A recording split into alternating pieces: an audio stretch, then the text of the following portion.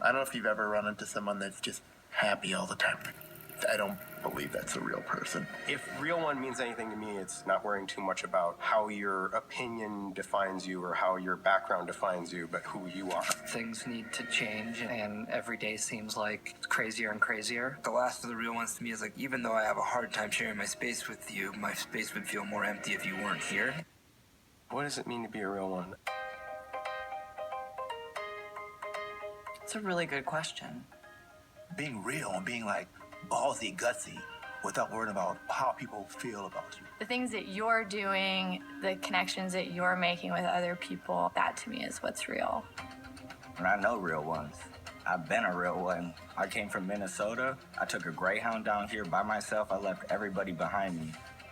I was living on the streets, but not on the streets, but like, I had a hammock. I always have a saying, you know, if you like it, I love it. You know, don't yuck what I yum. What's real to me may not be real to you. A lot of people are just doing whatever is expected of them and tailoring their appearance to what they think would be better for the society to accept them. Somebody very fragile, very sensitive, very caring, passionate, silly. That person who has been tested on a lot of levels in society. That person is somebody who cares about their family and their friends. It all balances out, and it's happy. Being real is being honest with yourself and the world around you. Fall Out Boy has always been about inclusion. If you don't fit in anywhere else, you can like not fit in with us. Growing up, a lot of us have struggled with those kinds of things, and I think a lot of our fans kind of connect with us on that. I think I often speak about the mental health stuff just because I think that there is such an unnecessary stigma around it. I think you can feel like you're grappling with things that no one else is grappling with, and I just don't think that that's necessarily true. Hopefully this album like speaks to that. We all love music and love the art of music, and it's really special to see how multi-generational music can be. Dad, I'm doing homework. I'm up there listening to my Walkman. I was born in Soviet Union.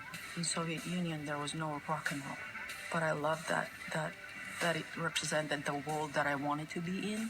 You can go through somebody's life, and based on the music that they were listening to at that time, you can almost tell what they were going through.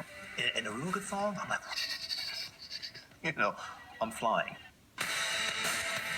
When I was a teenager, I was like really into like punk rock, and that made me feel like there were other people like me. I was a little guy, you know, I was really shy and really scared of people, but I could go to a punk rock show and it was cool.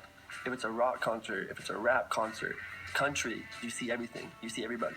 That's, 15,000 people on one energetic wavelength. We all turn to each other and we're like, thank you so much. The fact that there are so many people that are still rad and still cool and still not cynical and still not miserable, that is a good sign to me, because that's the spark that you can't snuff out. I think people have to be more kind to each other. Younger generations of kids, that's where like the hope is at, realizing that we are all in this, and you got to be like global citizens. Unless you live under a rock, there's like bad news all the time. So I don't think we need to be making a bad news record. At the end of the day, it exists as a form of therapy.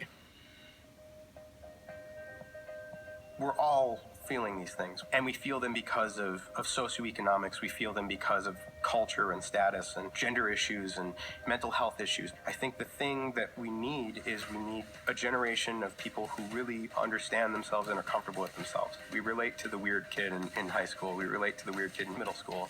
We relate to the weird 30-year-old. You're the last of a dying